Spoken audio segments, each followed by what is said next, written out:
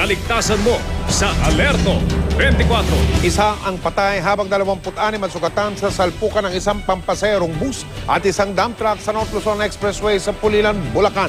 Si Dano Tingkungko, naka-Alerto 24.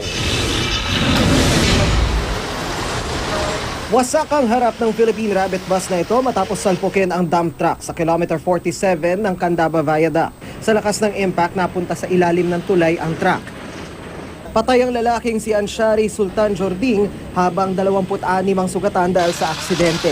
Ayon sa NLEX Traffic Control, pa-Maynila galing Mexico, Pampanga ang bus. Nang matumbok nito ang truck na may dalang buhangin dakong alas 10 ng umaga.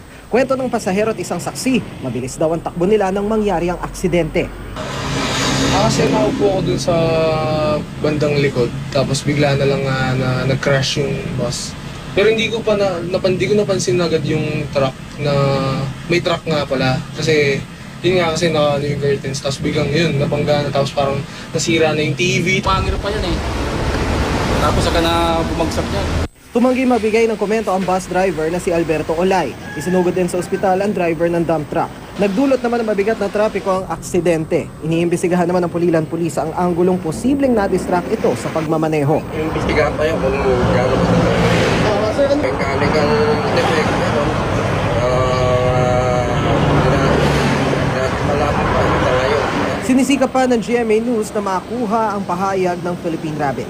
Dano Tingkong, Nakatutok, 24 Oras.